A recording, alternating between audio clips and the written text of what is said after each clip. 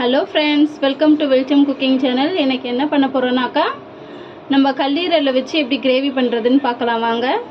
அதுக்கு நான் 1/2 கிலோ கல்லீரல் எடுத்து வச்சுருக்கேன். சிக்கனுடைய கல்லீரல் எடுத்து க்ளீன் பண்ணி வச்சுருக்கேன். 1 ஸ்பூன் மஞ்சள் தூள் போட்டுக்கிறேன். இஞ்சி பூண்டு பேஸ்ட்டு, கொஞ்சமாக சால்ட் போட்டு பரட்டி விட்டுக்கிறேன்.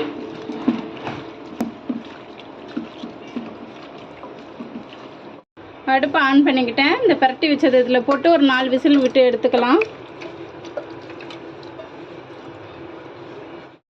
நான் 1 டம்ளர் அளவுக்கு தண்ணி ஊற்றிக்கிறேன்.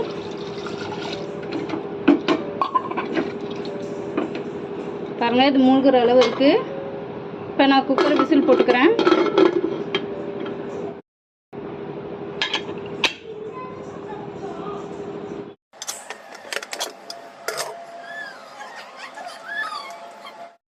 அடுப்பு ஆன் பண்ணிக்கிறேன். ஆயில் சேர்த்துக்கிறேன்.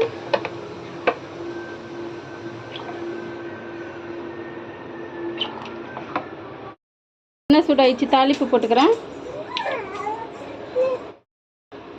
சின்ன வெங்காயம்,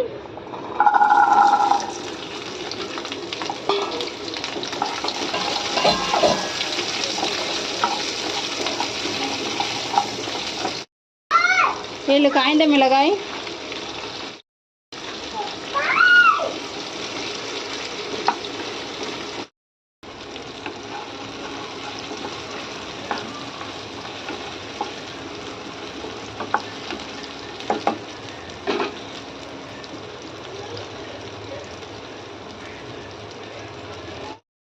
நான் மீடியம் சைஸ் தக்காளி 4 பேஸ்ட் அரைச்சி வச்சுருக்கேன், அது ஊற்றிக்கலாம்.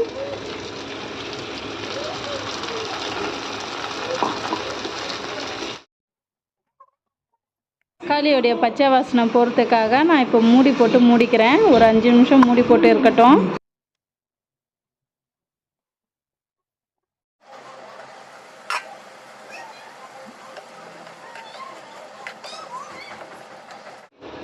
இஞ்சி பூண்டு பேஸ்ட்டு,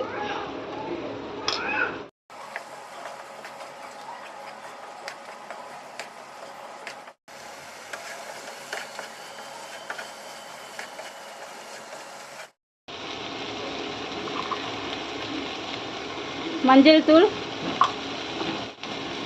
மிளகாய் தூள், மல்லித்தூள், கரம் மசாலா தூள்,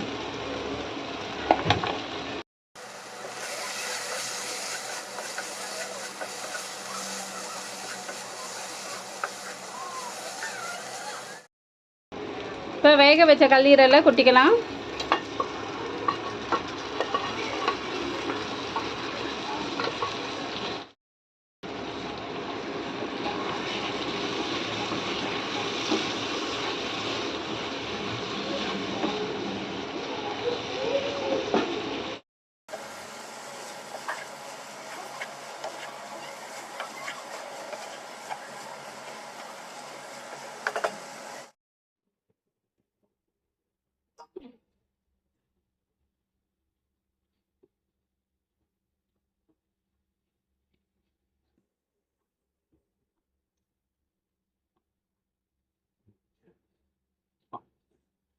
அவ்வளோதான் ஃப்ரெண்ட்ஸ், ஒரு சிக்கன் கல்லீரலை வச்சு எப்படி கிரேவி பண்ணுறதுன்னு பார்த்துட்டோம்.